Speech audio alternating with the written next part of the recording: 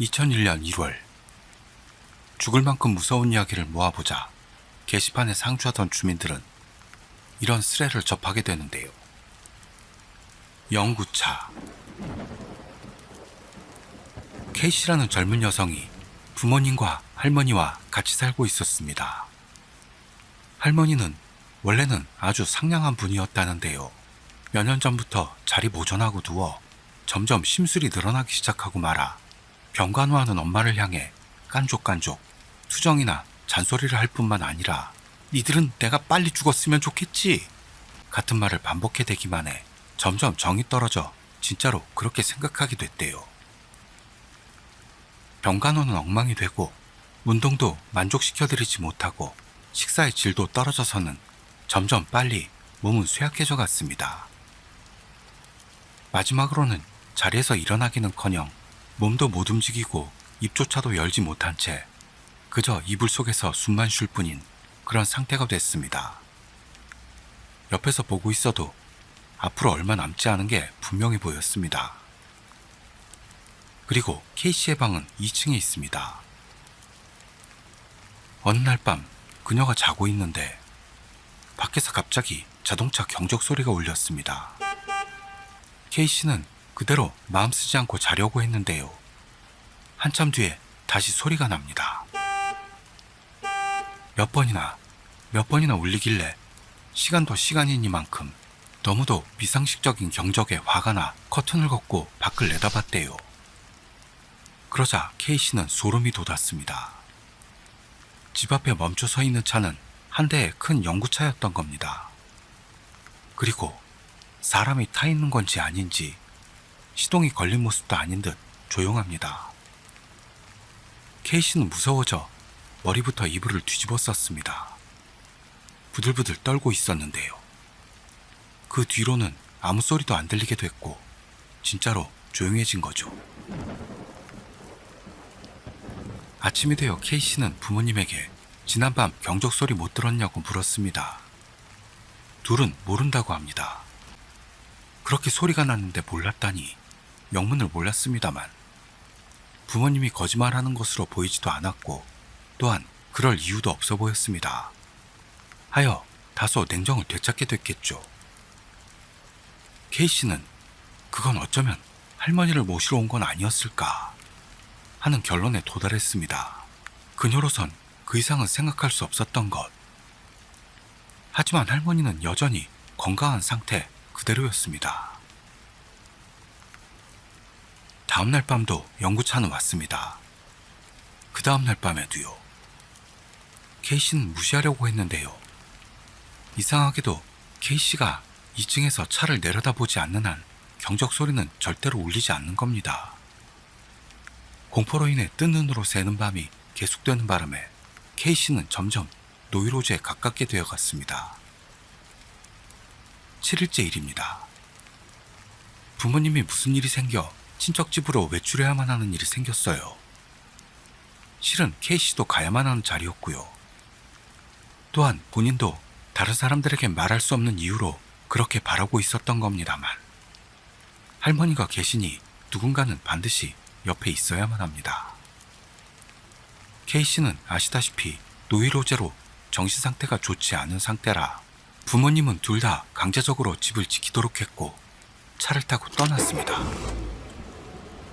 K씨는 두려움을 달래려고 최대한 재미있는 TV 프로를 보도록 노력했습니다.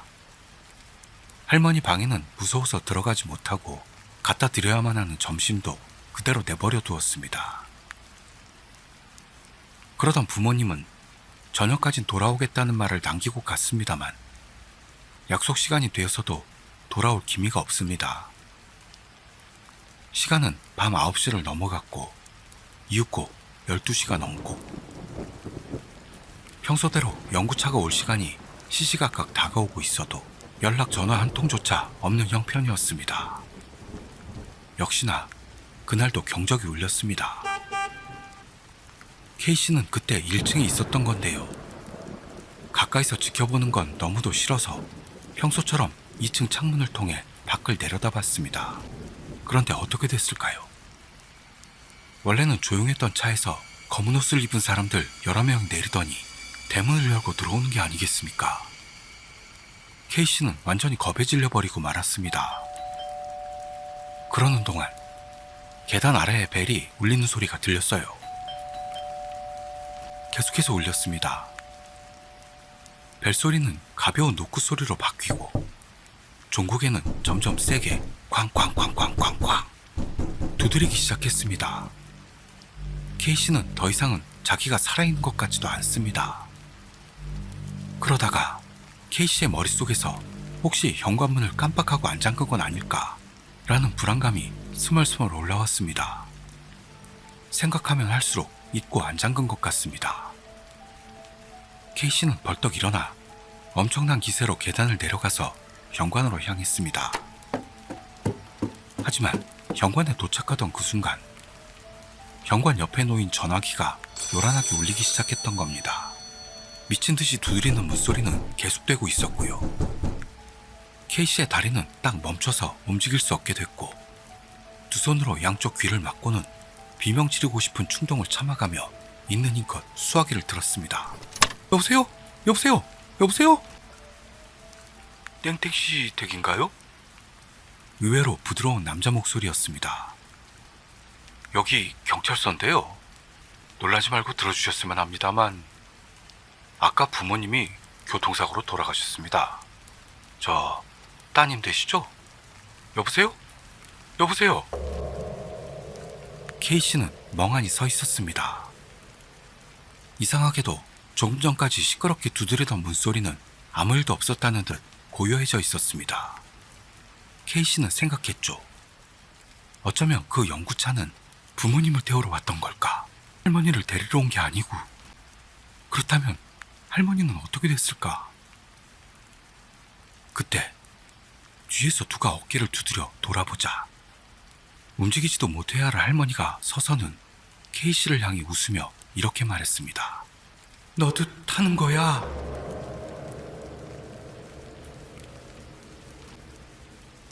다음 이야기. 2001년 2월 즐거운 토요일.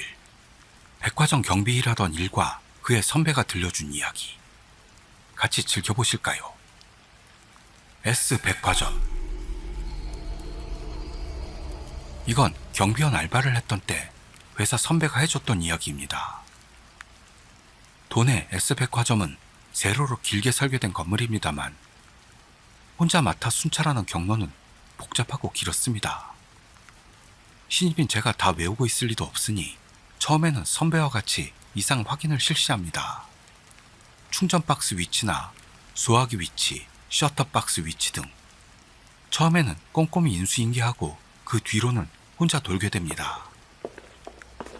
그 층은 여성복 매장이 메인인 장소였어요. 선배와 둘이 돌고 있는데 딱 건물 중앙에 비상계단 부근 방화 셔터 앞에서 조용히 위를 가리키며 말합니다. 이 경보 죽여놨어. 그런 말을 들어도 그때의 나는 고정인가? 정도로만 생각했습니다. 경보는 몇 가지 종류가 있는데요. 화재 감지기, 즉 연기 감지기와 적외선, 이렇게 두 종류가 그 백화점에선 주류입니다. 적외선은 천장에 붙는 아이보리색의 방구형의 물건으로 주의 깊게 보면 지금도 여러 백화점에서 보이는 겁니다. 하지만 문 경보는 살아있잖아요. 제가 물어보니 선배는 당연하지 대답했습니다. 비상계단 부근에는 대개 화장실이 있습니다. 순찰 때는 거수자가 제일 숨기 쉬운 장소라서 물론 안을 조사합니다. 부인복 매장만 있으니 여자 화장실 밖에는 없어 화장실 칸 안에 인적이 있는지만 확인합니다. 우리는 용구함을 포함 대충 확인을 실시하고 그 장소를 뒤로 했습니다. 저는 그때부터 선배의 안색이 안 좋아지는 걸 깨달았죠. 대기실로 돌아온 건 새벽 3시를 조금 넘었을 무렵. 인수인계를 위한 순찰이라 늦어졌고 다른 모두는 수면실에 있는 것 같았고요. 우리 둘밖에는 남아있지 않았습니다. 선배는 의자에 앉자마자 띄엄띄엄 말을 꺼냈습니다. 있잖아, 아까 경보 말이야. 왜 죽여놓은지 알아? 고장난 게 아니야. 저는 뭔 말을 하고 싶은 거야, 이 인간. 생각하며 얌전히 선배의 말을 들을 준비를 했습니다. 사실은 나 거기 여자 화장실 그렇게 신중하게 돌아본 건 처음이야. 거기 화장실 용고함에 있는 그 대걸레 빠는 깊고 큰 세면대 같은 거 있잖아. 거기에 예전에 아기가 버려진 적이 있었어. 아무래도 어떤 젊은 여자가 기분이 살짝 안 좋아져 화장실로 뛰어들어 이를 봤다고 합니다. 그러자 변기에 겨우 사람 모양을 한 아기가 있었다네요. 그 여자는 자기가 임신한 사실조차도 전혀 모른 채 최근 달거리가 늦네, 신나 때문인가 정도로 생각했는데 그걸 본 순간 어떻게 하면 좋을지 몰랐다네요. 그 아기? 라고 말해도 될까 할 정도의 미숙아는 이미 검붉게 변해가고 있었습니다. 유산된 것이겠죠. 여자는 흘러나온 탯줄과 함께 그냥 흘려내려 버릴까 라고도 생각했답니다만 발견하면 누군가 묻어주겠지 라는 기대에서 연구실 세면기에 그걸 퍼서 옮기고 도망치듯 S백화점을 뒤로 했던 겁니다.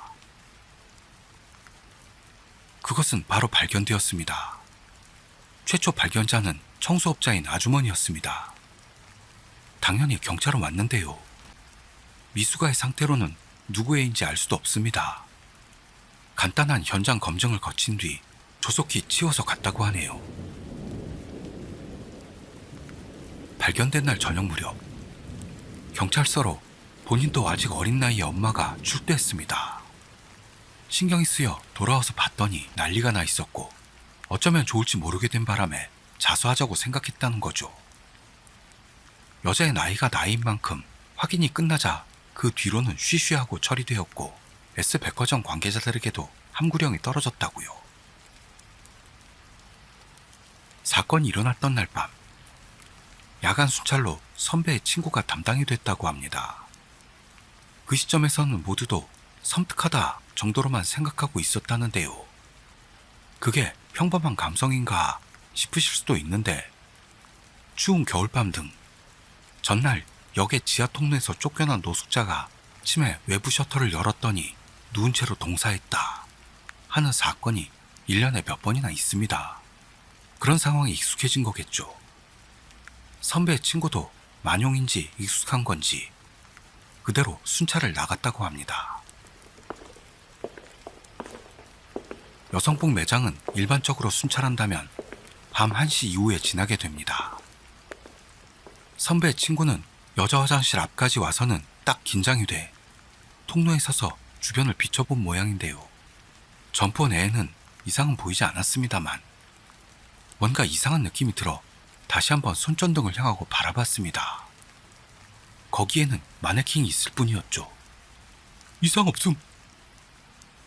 그 사람은 일부러 소리를 내서 확인했대요. 그러자 마네킹의 눈동자가 눈 끝에서 반대쪽 끝으로 빙글 돌더니 자기에게 시선을 향했다고 합니다. 뒤에 있는 마네킹 시선까지도 앞 마네킹 등 너머로 찌를 듯 바라보니 그 사람은 온몸이 굳어서 그 자리에서 움직일 수 없게 되었답니다. 나무아미타불, 나무아미타불. 마음속으로 연불만 죽어라 외웠다고 합니다. 그렇게 얼마나 시간이 지났을까요? 갑자기 몸을 움직일 수 있게 됐고 그때까지 굳어있던 탓인지 철퍼덕 쓰러지듯 무릎이 꺾였다고 합니다. 선배의 친구를 노려보던 시선도 느껴지지 않게 됐죠. 하지만 온몸에 식은땀이 배어나오고 소름과 느지막이 찾아온 떨림 때문에 좀처럼 제대로 일어설 수가 없었다고 합니다. 무릎을 꿇고 통로 바닥을 한동안 가만히 보고 있는데 갑자기 허리에 찬 무선 호출이 울렸습니다. 장소 땡땡땡 경보 발령. 관리실에서였습니다. 감지기가 반응하고 있다는 겁니다. 조건반사적으로 무전기를 손에 들고 경보 확인! 하며 큰 소리로 대답했다네요. 그 덕분인지 뭔지 그 사람은 그 대화로 인해 진정할 수 있었고 겨우 일어설 수가 있었습니다. 경보가 울린 장소는 선배의 친구가 있는 곳 옆. 네, 여자 화장실 앞에 있는 감지기였어요. 마네킹의 시선을 더는 느끼지는 않았습니다만 앞을 볼 수가 없었다고 합니다. 2m 정도 앞에 있는 경보기 해제 박스가 있는 곳까지 가 원래라면 이상을 확인해야만 했습니다만 그대로 해제 후 재설정을 했다고 합니다. 땡땡땡 경보 발령 이상 없음. 관리실에 연락을 넣고 그 사람은 그대로 쟁걸음으로 거기를 떠나려고 했습니다. 하지만 순간 시야 속에 들어온 점포의 이변을 차단하지 못하고 주변에 있던 마네킹의 목만이 그그극 하며 여자 화장실 쪽으로 돌아가기 시작하는 게 시야에 들어오고 말았다고 합니다. 게다가 몸의 움직임과는 반대로 눈동자만은 그 사람 쪽을 노려보듯 움직이고 있습니다. 장소 땡땡땡 경보 재발령. 허리에 찬 무전기가 큰 소리를 내고 있습니다만 움직일 수도 없었다네요. 그런 상태가 수십 분을 계속되고 있어 관리실에서는 선배와 다른 몇 사람이 나와 상태를 보러 오게 되었는데요. 달려가서 봤더니 그 사람은 굳은 채로 서 있었고 어둠 속에서도 알 수 있을 정도로 땀범벅으로 남색 제복은 흠뻑 젖어 있었습니다. 선배는 일단 경보기를 재설정하고 친구 손을 끌고 대기실로 돌아왔다네요. 선배는 한참 뒤 진정된 친구에게 물어봤답니다. 그 당시 여성복 매장 마네킹은 눈동자 부분에 유리를 박은 걸 사용하고 있었습니다. 보통은 브러쉬로 그려져 있는데요. 대여 요금도 똑같고 살짝 고급스럽게 보여서 모든 점퍼가 마네킹 눈동자를 유리알로 하고 있었대요. 그 유리 눈동자는 라이트를 비추면 시선을 향하듯 보여서 그런 착각일 거라며 친구를 달랬다고 합니다. 경보기 작동은 세팅을 해도 10분 정도 후에 다시 울렸기 때문에 고장이다 하게 됐고 나중에 바꿀 때까지 그대로 해체한 채 그날은 그렇게 끝을 낸 것 같아요. 선배 친구는 며칠 휴가를 냈고 마음을 진정시킨 뒤 다시 그 여성복층의 야간 순찰에 도전했다고 합니다. 그렇게 하지 않으면 결말이 나지 않았을 겁니다. 경보기는 그때까지 몇 번이나 새 것으로 교체했는데요. 한밤중이 되면 자기 멋대로 울리기 때문에 원인 불명인 채로 디코이, 즉 그냥 죽인 채로 놔두고 있었습니다. 선배 친구가 여성복층을 순찰했던 시간은 전과 마찬가지로 밤 1시를 넘어서였습니다. 마음을 추스르고 이상을 확인했다는데요. 이번에는 마네킹들은 움직이지 않습니다. 그 사람은 역시 기분 탓이었던 건가? 생각. 여자 화장실 안으로 들어갔습니다. 거기도 딱히 이상은 없었다는 모양으로 밖으로 나가려고 했던 순간 그게 곁눈에 들어왔다고 합니다. 여자 화장실에는 한쪽 벽에 화장 거울이 있고 그중 하나가 용구한 문을 비추고 있었습니다. 그 문이 서서히 투명해져 가듯 보였다고요. 선배 친구는 옆으로 향한 얼굴을 거울 쪽으로 향하지도 못하고 한쪽 눈으로 거울을 바라보고 있었다고 합니다. 완전히 투명해진 용구함은 희고 큰 세면기를 거울 앞에 드러내고 있었습니다. 그 안에는 녹아버린 것 같은 팔을 세면기 가장자리에 걸치고 머리라고 생각되는 게 천천히 일어나려고 하고 있는 게 보였다고 합니다. 그 사람은 엄청난 기세로 선배들이 있는 대기실로 달려들어갔습니다. 그 뒤로 갈 야간 경비 코스를 날리고 돌아왔다네요. 역시나 선배들도 섬뜩해져 거기 있던 모두가 같이 나머지 순찰 경로를 돌았다고 합니다. 선배의 친구는 다음날 일을 그만두었습니다. 그 탓인지 뭔지는 모르겠는데 마네킹의 눈동자는 유리알에서 다시 그림으로 또는 마네킹 자체가 배치되지 않게 되었대요. 그리고 그때까지 없었던 용구함에 자물쇠가 달리고 경보기는 그대로 죽여놓은 채로 있게 됐습니다. 저는 잠자코 선배 이야기를 다 들은 후 그걸로 이젠 아무 일도 안 일어나겠죠? 물었더니 그때 처음으로 선배 얼굴이 새파래지는 걸 깨달았습니다. 아니 모르겠어. 내가 말했잖아.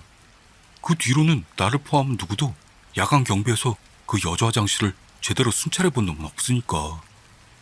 하지만 오늘은 아무 일도 없었잖아요. 제가 그렇게 말하자 선배는 그러냐? 그런 것 같네, 너한테는. 하더니 입을 다물고 말았던 겁니다. 저에게는 그 뒤에도 그 장소에서는 괴이라고 불릴 일은 없었어요. 물론 여자 화장실 안에는 안 들어갔지만요. 선배는 제가 일을 그만둘 때까지 그 이상은 이야기해주지 않았습니다. 저와 순찰했던 그날, 선배는 여자 화장실 거울을 보고 말았다고 합니다. 거기에는 무수한 아이의 손자국이 있었고 그게 점점 거울에 비친 선배 쪽으로 옮겨가고 있었다고 합니다. 무섭네요. 예전 감성의 이런 스레들이 전 너무 좋습니다. 오늘은 여기까지 할게요. 다음 이야기에서 봬요. 감사합니다. 큐!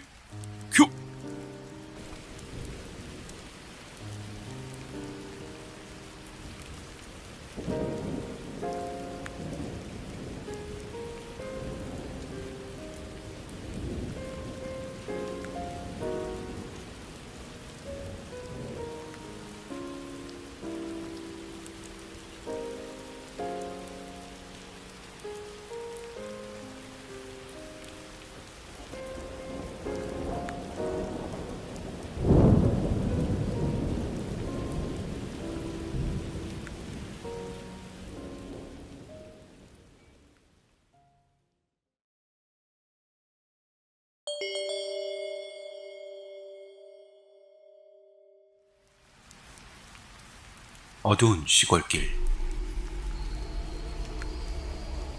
얼마 전 도쿄에서 이와테에 있는 본가까지 차를 몰아서 갔습니다. 한밤중에 고속도로에서 나와 캄캄한 시골길을 60km 정도로 달리고 있었죠. 길에는 차 한 대도 없어서 느긋하다기보다는 살짝 빠른 느낌의 저속으로 달리고 있었어요. 그러다 엄청나게 긴 터널로 진입했습니다. 진입하고 바로 부아 하는 소리가 울려 퍼졌습니다. 백미러로 고개를 확 돌려서 봤더니 어느새 행인가 뒤에 샛노란 전조등의 큰 트럭이 제 차 바로 뒤에 붙어서는 몰아붙이고 있습니다. 나도 서둘러 속도를 올려서 떨어뜨리려고 했는데요. 아무리 속도를 올려도 딱 붙어서 떨어지질 않습니다. 뭐야 이 자식 생각했습니다만 터널을 빠져나간 곳에 휴게소가 있는 걸 떠올리고 터널을 나가면 휴게소로 들어가서 일단 양보하자 생각했어요. 터널 출구가 보이는 곳에서 재빨리 깜빡이를 켜고 쫓기듯 터널을 빠져나와 휴게소로 들어갔습니다. 어디 트럭인지 알아보려고 했는데 이상하게도 그렇게 바짝 달라붙어 달리던 트럭은 어디로 갔는지 보이지 않았습니다. 엄청난 소리를 내며 달려왔으니 지나갔다면 분명히 알았을 텐데요. 전혀 모를 일이었습니다.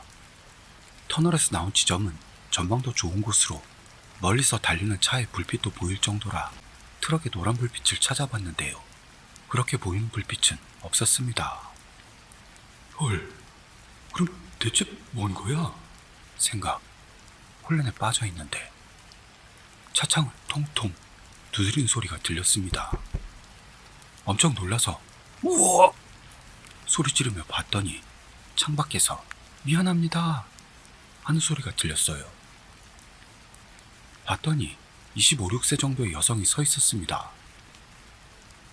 조심조심 창문을 열었더니 미안하다는 듯 놀라게 해드려서 죄송합니다. 실은 차가 안 움직여서요.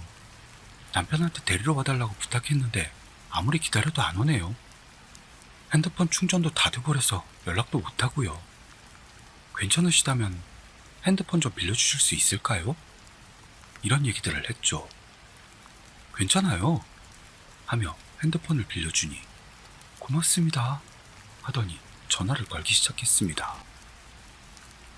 하지만 전혀 받지 않는 모양으로 잘 썼습니다. 울상이 되어서는 핸드폰을 돌려줬습니다. 내가 모셔다 드릴까요? 했습니다만 좀 더 기다려 볼게요 라고 해서 내 차에 태워서 이야기를 나눴습니다. 그렇게 아까의 트럭 이야기를 했더니 무서우니까 하지 마세요 하고 혼이 났습니다. 거기가 재해 지역이었어서 쓰나미에 대한 이야기를 나누고 있는데 내 배에서 꼬르륵 소리가 났어요. 여자는 웃으면서 제 카에 칼로리 메이트가 있으니까 가지고 올게요 하며 차에서 내렸습니다. 차에서 내린 여자가 제 앞에 서 있는 경차에 올라타는 걸 멍하니 보는데 핸드폰이 울렸습니다.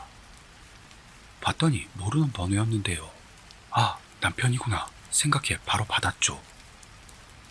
꽤 젊은 목소리였는데 여보세요? 전화가 들어와 있길래요. 누구신지. 아, 여보세요? 나카노 땡땡씨 남편 되십니까? 실은 하며 설명했더니 상대는 땡땡은 분명 와이프가 맞는데요. 지금 집에 있어요. 혹시 착각하신 거 아닐까요? 나는 그런가? 생각하면서 집 위치를 물어봤더니 여자가 말했던 위치와 맞습니다. 남편도 섬뜩해하고 있었고요. 전화 너머에서 와이프로 보이는 사람이 왜? 무슨 일 있어? 말하는 것도 들려오는 바람에 나도 혼란스러워. 아니, 직접 말해보시겠어요? 하면서 전화가 연결된 채로 차를 나와 경차가 있는 곳으로 다가갔습니다. 거기서 깨달았습니다. 그 경차가요, 완전히 너덜너덜한 폐차였습니다. 창문은 깨져 있고 보닛은 찌그러져 있었어요. 덩굴까지 얽혀 있어 진짜로 너덜너덜했어요. 물론 여자 같은 건 타 있지 않습니다. 멍하니 서 있는데 전화가 띡 하고 끊어졌습니다. 이것저것 묻고 싶었지만 다시 걸기도 무서워 그대로 본가로 돌아갔습니다. 부모님, 친구들에게도 이야기해봤습니다만 그런 차가 있을 리 없다고도 하고 그런 이야기도 들은 적이 없다나요. 돌아갈 때는 터널을 이용하지 않고 옛길을 지나 돌아왔어요. 그 터널은 이제 다시 안 갈 것 같습니다. 오프라인 모임. 인터넷에서 알게 된 8명의 젊은 남녀가 오프라인 모임을 갖게 됩니다.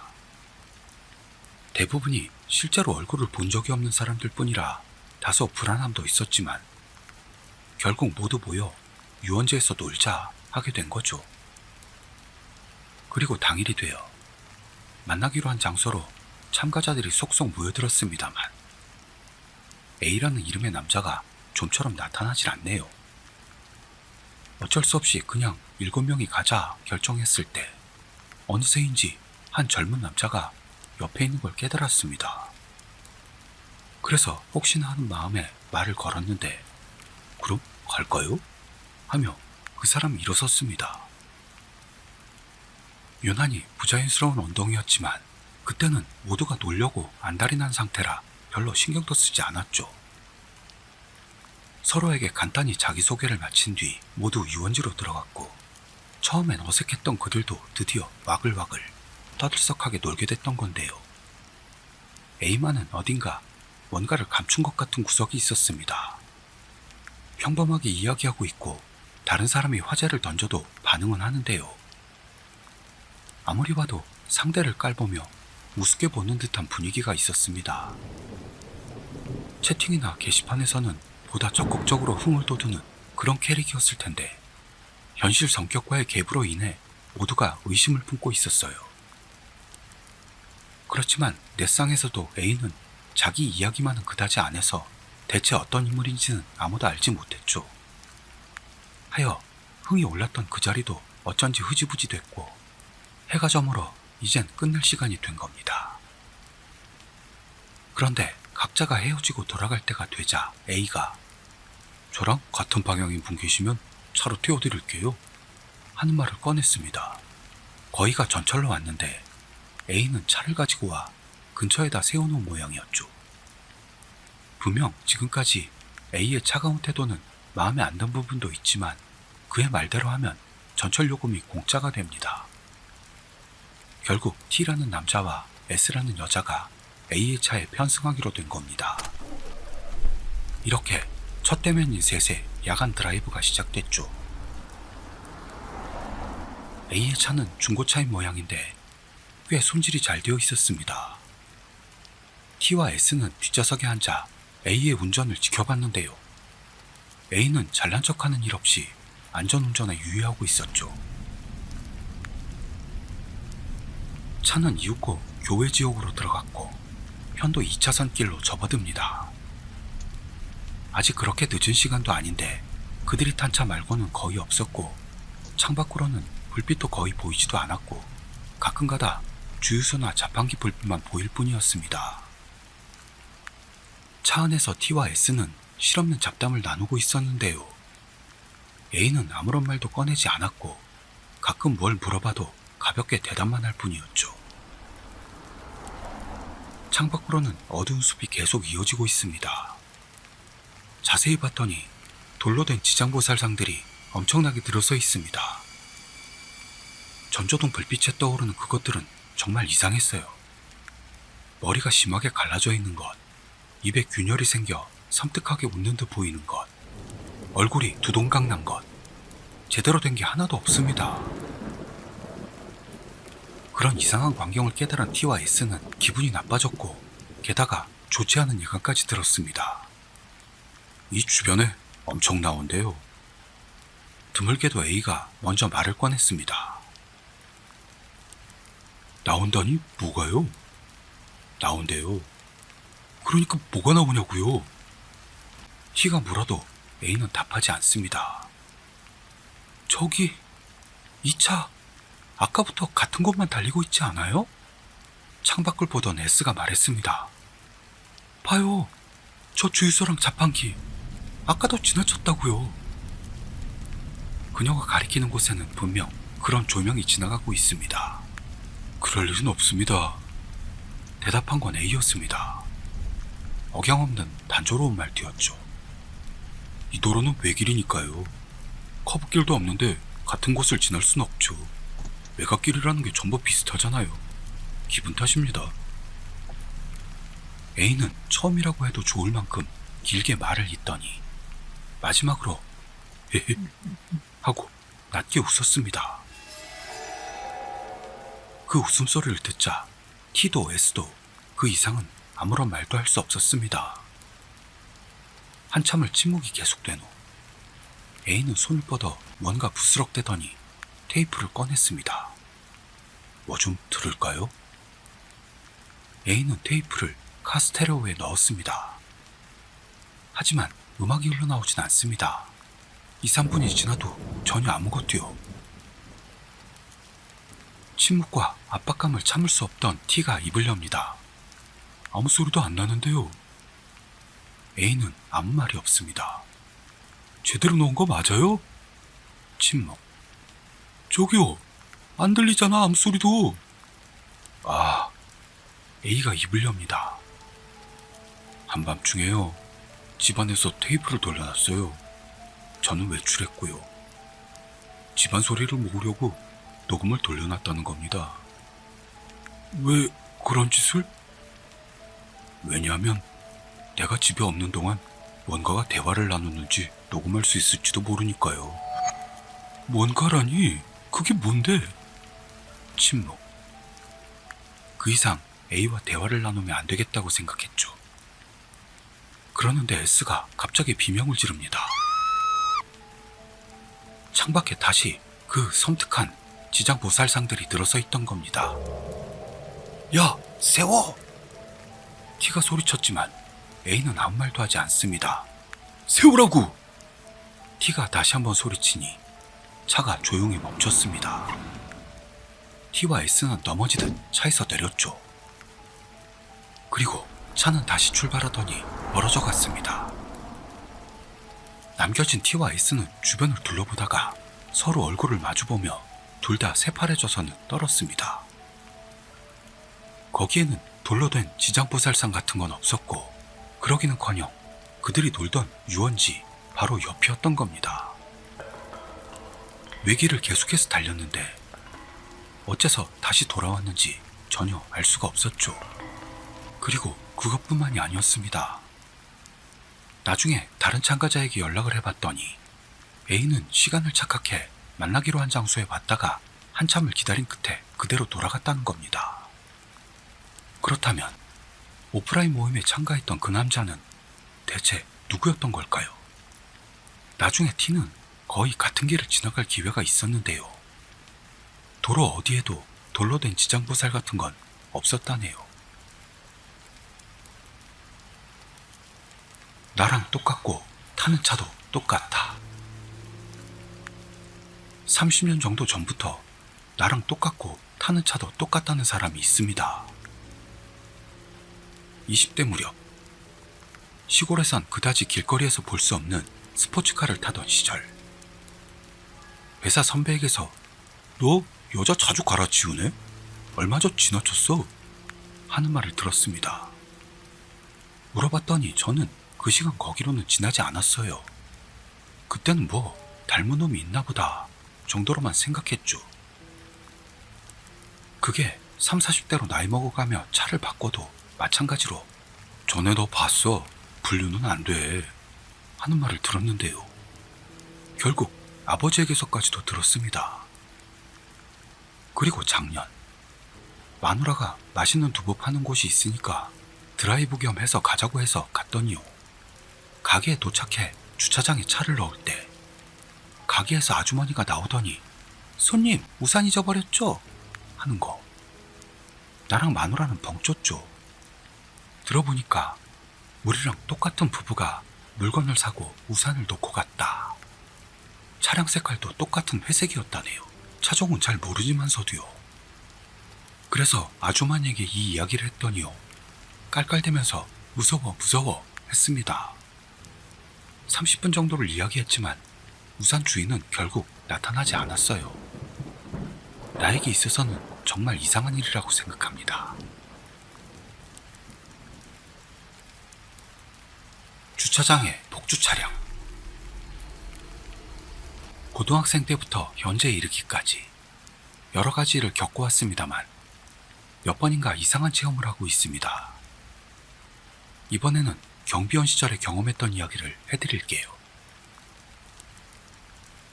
지금으로부터 20년 정도 전, 모 상업시설에서 경비 일을 하고 있었습니다. 겨울 어느 날, 점례를 순찰하고 있을 때 경비본부에서 무전이 아무래도 5개 주차장에서 차가 폭주하고 있다는 모양으로 서둘러 옆에 있던 후배를 데리고 현장으로 가봤더니 하얀 경차가 빙글빙글 원을 그리듯 폭주하고 있었고 그 이상한 광경을 목도하고는 둘 다 입을 해 벌린 채 멍한 상태. 삭풍이 몰아치는 넓은 주차장에는 아스팔트와 타이어가 마찰하는 끼익 하는 소리만이 울려 퍼지고 있었습니다. 다행히 영어 개시하고 얼마 되지 않은 시간대에다 평일이라 주차장도 거의 비어 있었고 800대 정도 들어가는 부지의 주차율은 10% 정도. 폭주 차량은 다른 차와 충돌하거나 하지도 않고 망가진 무선 조종 차량 마냥 같은 장소에서 계속해 돌고만 있었습니다. 그 상업시설은 상간 지역을 개척해 만든 곳이라 한마디로 말하자면 깡촌이죠. 주말이면 차량 높이를 낮추거나 머플러를 극한까지 늘린 듯한 개조 차량, 소위 폭주카들이 자주 방문하는, 솔직히 그다지 점잖다고는 할 수 없는 객들이 빈번하게 방문하는 지역에 있는 근무처였습니다. 하여 그런 난폭한 객들과의 트러블은 일상 다반사. 이번에도 그런 놈들이 술이라도 퍼마신 상태로 운전하고 있을 거라고 대수롭지 않게 여겼는데요. 근처에 있던 5개 주차장 담당 동료에게 양아치들이냐? 물었더니 불안을 감추지 못하는 표정으로 말없이 고개를 저으며 아무도 안 타 있어요. 툭 던집니다. 왜?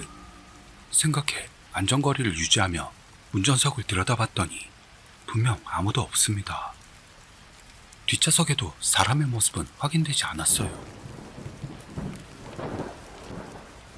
사이드 브레이크를 제대로 채우지 않으면 무인으로도 움직일 수가 있으니 분명 그렇겠구나 생각. 우선 차량 넘버를 확인하고 본부의 상황 보고 그리고 시설 안내방송으로 소유자를 호출해달라고 했습니다. 그리고 동요하고 있는 현장 동료들을 진정시키고 폭주하는 차량이 있는 지역에다 방문객을 유도하지 않도록 지시를 내린 뒤 통상 업무에 복귀하게 됐습니다. 하지만 아무리 기다려도 차 주인은 오지 않습니다. 본부에 다시 물어봤는데 아직 나타나지 않았다고요. 그래서 경찰에도 신고를 넣고 도착할 때까지 기다리라는 지시를 받고 그 장소에서 대기. 그러는 동안에도 폭주 차량은 빙글빙글 멈출 생각 없이 컴퍼스로 원을 그리듯 계속 돌고 있었습니다. 저와 후배는 눈이 드문드문 흩날리는 주차장에서 미친듯이 계속해서 도는 차를 콧물을 훌쩍대며 그저 멍하니 바라볼 수밖에 없었습니다. 몇 분 정도 경과했을까요? 멀리서 경찰차의 사이렌 소리가 들리고 차도에서 차량 유도 담당하던 동료에게서 경찰이 도착했다는 무선이 들어왔습니다. 드디어 왔구나. 전날까지 감기로 알아누워서 병이 났거나 처음으로 투입된 업무에서 이런 귀찮은 트러블을 맡게 됐으니 아직 오전 중이라고는 해도 피로로 곤비한 상태였기 때문에 저는 진짜 월요일부터 적당히 좀 하자 투덜대면서 그 자리에 쭈그리고 앉아버렸습니다. 그러자 다음 순간 끼익 하는 커다란 소리를 내며 폭주 차량이 멈췄던 겁니다.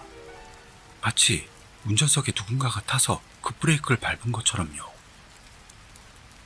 너무도 갑작스러운 일이라서 심장이 멈출 만큼 놀라 쭈그려 앉았던 저는 중심을 잃고 그대로 엉덩방아를 찢고 말았습니다. 우와, 무서워. 조막가까지의 폭주가 거짓말이었던 것처럼 전원이 끊긴 듯 딱 멈춰버린 차를 바라보며 후배가 중얼거리는 말을 듣고 저도 갑자기 무서워지고 말아 깨닫고 보니 차가 폭주하고 있던 때보다 멀리 떨어진 장소에 서 있었습니다. 그 후 경찰차의 도착과 거의 동시에 본부에서 상사가 올라와서는 경찰의 대응에 임해주었기 때문에 저와 후배는 점내 순찰 경비로 돌아갔는데요. 이미 그날은 머릿속이 업무 모드로 돌아가질 않고 먼 산만 바라보는 느낌으로 근무를 마치니 진짜로 길고 긴 하루였던 느낌이 들었습니다. 제일 중요한 폭주 차량 주인 일인데요. 옆 현에 사는 20대 여성으로 경찰이 도착하고 나서 약 1시간 뒤 화장실 안에서 대량의 약물을 복용한 상태로 발견되었습니다. 발견 당시에는 아직 희미하게 의식이 있었습니다만 이틀 후에 치료한 보람도 없이 숨을 거둔 모양으로 어째서 일부러 현을 넘어와서 그 상업시설을 골랐는지는 명확하지 않습니다. 결국 차가 폭주했던 원인도 단순 고장이라는 것으로 처리되고 말았죠. 차 안에는 본인이 썼던 것으로 보이는 편지지가 수십 장이나 흩어져 있던 것 같은데 그녀가 발견되기 몇십 분 전에 경찰이 창문을 깨고 차 문을 열었을 때 상사 발밑에 몇 장인가가 바람에 실려 날아왔다네요. 그렇게 또 며칠이 지나고 사건에 대한 것도 내 속에서 정리가 되기 시작. 일상을 되찾아가고 있던 날의 대기 시간에 상사와 후배가 다시 떠올리기도 싫은 그 사건에 대해 이야기를 나누고 있었습니다. 저는 하루라도 빨리 나쁜 사건을 잊고 싶었는지라 언제까지 그 이야기를 할 거냐? 바보냐? 내심 바보 취급하며 회사에 제출할 서류를 정리하고 있었죠. 유서요? 차 안에 있던 편지지 이야기를 들은 후배가 흥분한 듯 소리를 높이며 상사에게 물었습니다. 커피를 마시며 하면서 유서하고는 달라 라는 상사. 물어볼 생각은 없지만 바로 옆에서 그런 이야기를 하면 싫어도 귀에 들어올 수밖에요. 그래서 빨리 대답하고 이야기 좀 그만해라 생각. 분명하게 대답하지 않는 상사에게 내심 짜증이 밀려와 일이 전혀 손에 잡히질 않습니다. 후배도 거드럭거리는 상사에게 저와 같은 감정인 모양인지 연이어 질문하는 목소리에 짜증이 전해집니다. 유서가 아니었다면 뭐였는데요? 어쨌든 빨리 답을 듣고 싶어하는 후배에게 졌는지 깊은 한숨을 내뱉으며 상사가 한마디 툭 던집니다. 커다란 원이 한 개 펜으로 그려져 있었어. 그런 게 수십 장 있었어. 다음 순간 제 머릿속에 겨울 하늘 아래에서 무인인 상태로 빙글빙글 원을 그리며 계속해 도는 하얀 경차가 떠올랐습니다. 그 폭주 차량은 그냥 고장이었을까요? 그 뒤로 20년 정도 지난 현재도 저는 도저히 그럴 것 같지가 않습니다.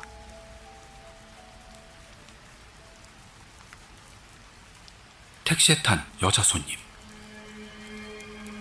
8월 14일, 그날부터 드디어 나는 여름 휴가를 받았습니다. 휴가가 되기 전 3일간은 모처럼 일에 쫓겼고 거의 밤샘 캐드 작업과 싸우며 그럭저럭 일을 처리한 나는 폭풍 수면 중이었습니다. 저녁 무렵 전화 벨 소리로 잠이 깼죠. 전화는 오키나와에 있을 때의 친구인 S였습니다.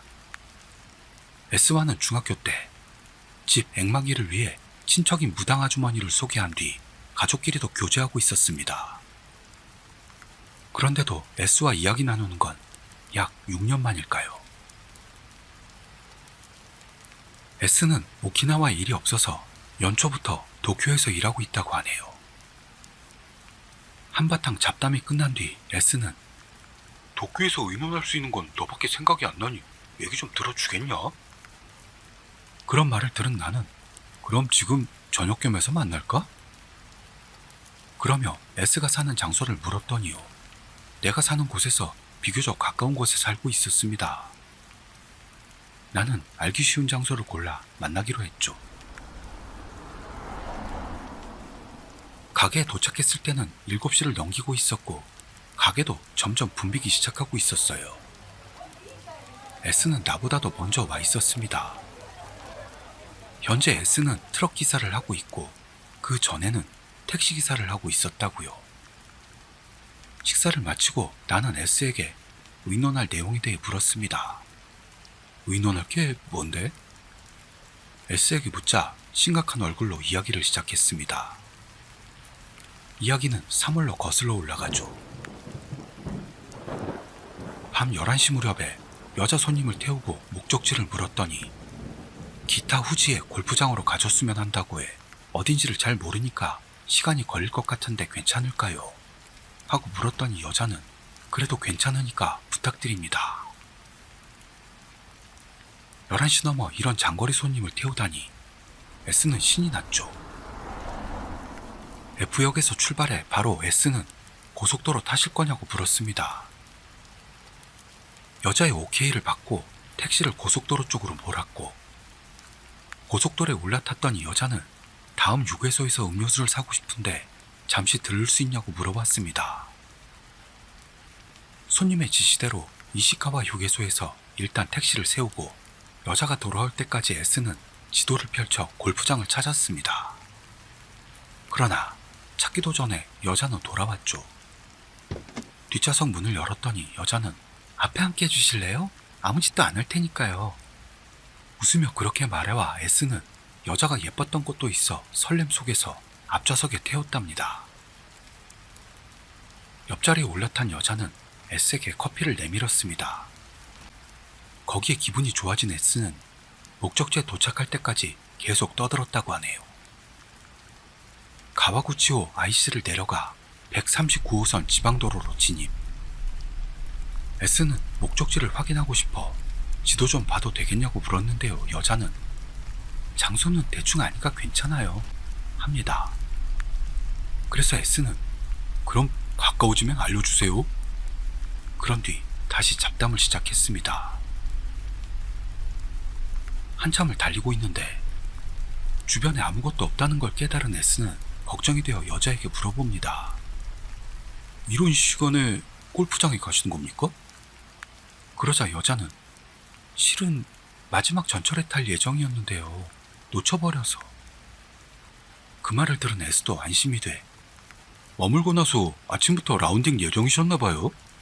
웃으면서 말했습니다. 그리고 쇼지 호수에 다다랐을 때 여자가 이 주변이면 돼요 합니다.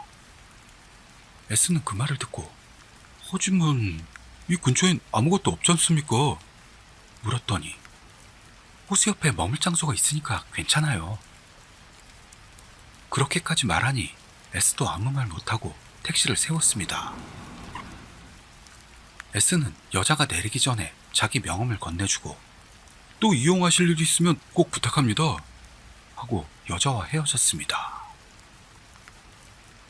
그리고 한 달이 지났을 무렵부터 S의 주변에서 기묘한 일이 일어나기 시작합니다.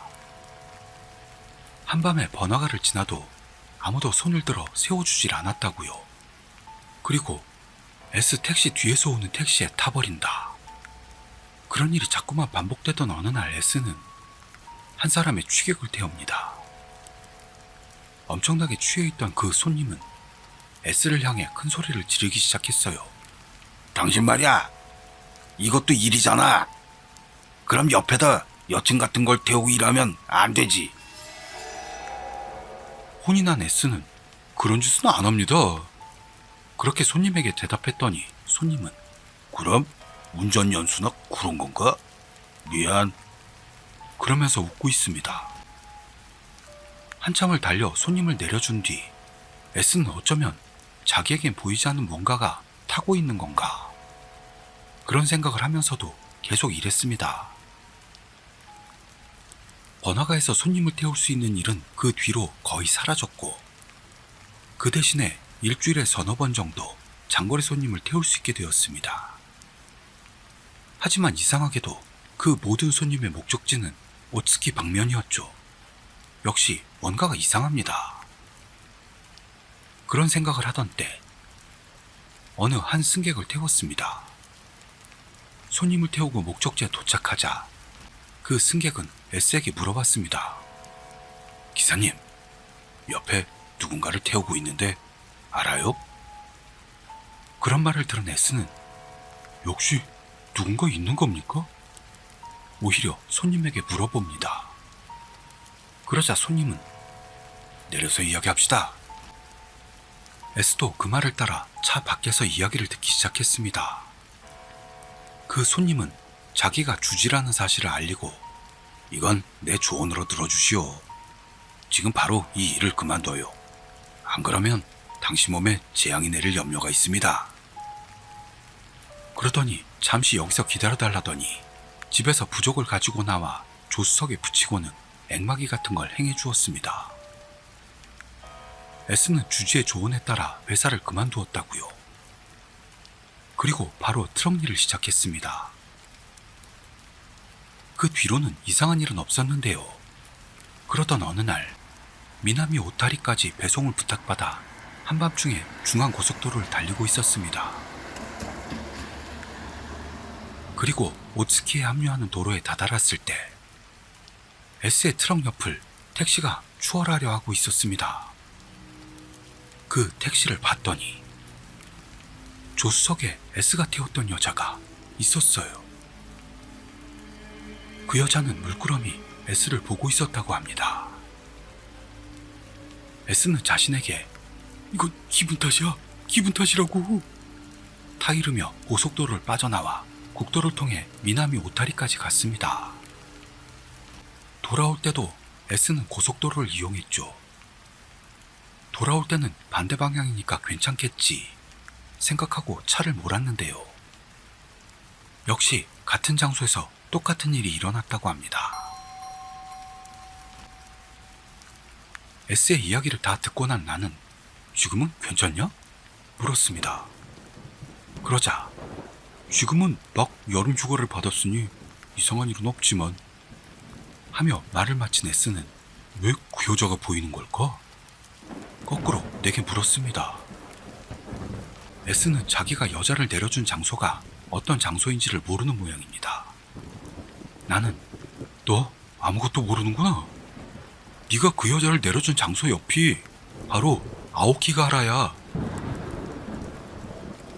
S는 눈을 깜빡거리며 아무것도 모르는 듯 그게 뭐야? 하는 말을 해봤습니다. 자살의 명소인 주카이라고. 그 말을 들은 S는 이제야 이해가 된 모양. 너 주지 스님의 행동 같은 거로 이해가 안 갔냐? S는 극단적 선택 같은 건 일절 생각하지 않았던 것 같았습니다.